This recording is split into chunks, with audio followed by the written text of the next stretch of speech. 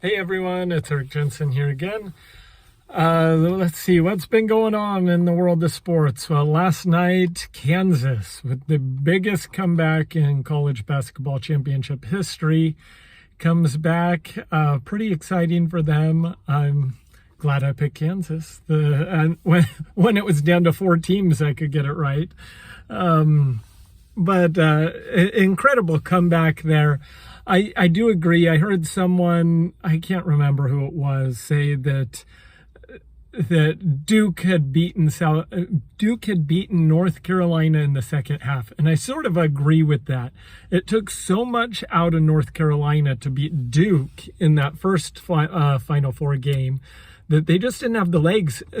Also, North Carolina doesn't sub very much. Neither team subbed all that much, so I think they were a little worn out, and then that was that. When Kansas came and scored 11 straight points to begin the second half, that was turned the game right around because they were out of it at halftime. I was like, they are not gonna win this game, and sure enough, they sure did. So congratulations to the Jayhawks. It'll be interesting. As long as they're not USC, I don't think they have to worry too much about NCAA sanctions coming and taking away stuff. That seems to be only something that USC gets the privilege of having the NCAA do to them. So I think they'll be just fine with the whole. There's all sorts of allegations coming down against Kansas. So we'll see what sanctions and whatnot come against them. What else is going on in the world of sports? Well, the World Cup draw happened. The United States, after they finished third in CONCACAF, which was an automatic qualifier, which is good. They lack something. They still lack something in the front.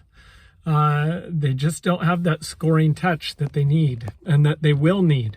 However, they're in Group B, which I think is a very decent group. So we've got the top of the group, which is England. I think we can match up pretty well against England.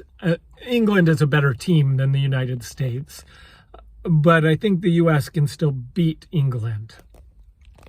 It'll be an interesting match. Then we've got Iran, which the U.S. is much better than Iran. That should be an easy 3 points in the group. I would be surprised if Iran gets any points. You never know, but I would be surprised. And then the last one is either Scotland, Wales, or Ukraine. However that gets sorted out. And I think the U.S. is better than any of those teams that gets through. I would say Wales is the best of those. And the way the playoff is set for UEFA is Wales is going to play the winner of Scotland-Ukraine for the chance to go in, if Scotland and Ukraine can be played with the war going on and whatnot. So we'll see. I don't know. But I would say that the U.S. is better than Wales, better than Scotland, better than Ukraine. So that firmly puts them as the second best team in the group, and I think they can do a good job of playing against England for the chance to maybe even win the group. So a very good draw for the U.S., in my opinion. Granted, this happens in November, so we've got a long ways to go before we need to worry too much about the World Cup, but it is exciting. It is exciting.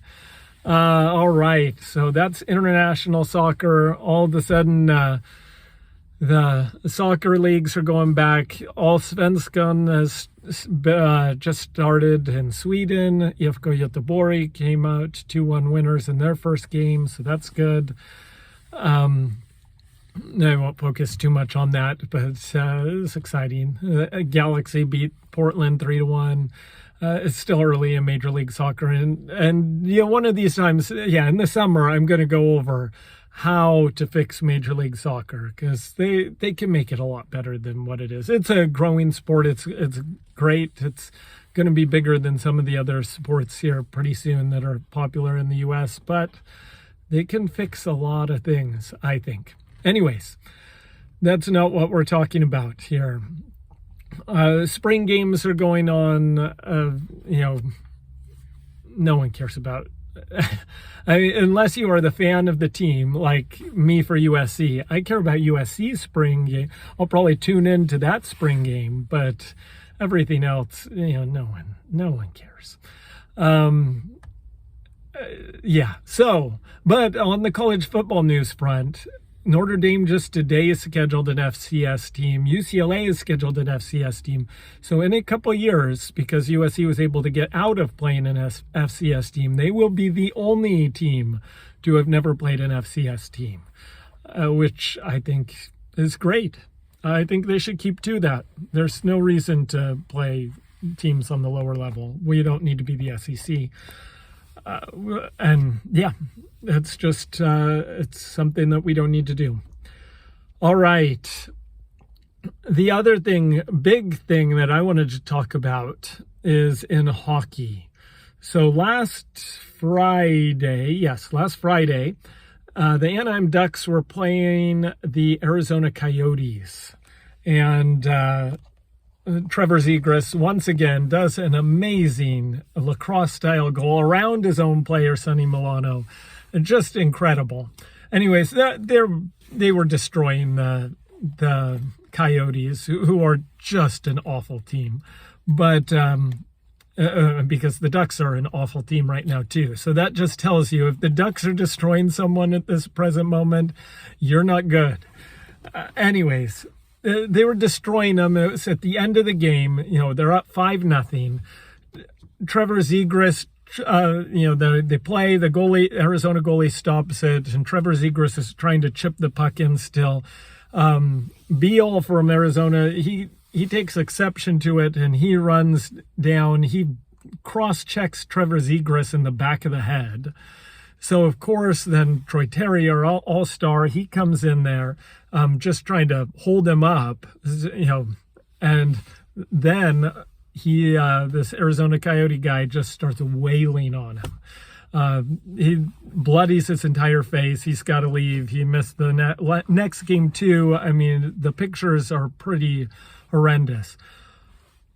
So what I want to talk about is fighting in hockey, which I love. I think it is a great part of hockey that there is still fighting in the NHL, and I don't want them to take it out. I think there's a lot of people that are like, oh, it's all violence and whatnot. No, it's a great way to police themselves. However, when fighting in hockey happens, there's a reason, and then there is also a method of doing it. And if you break that method, you should get punished severely, as this Arizona Coyote guy should be.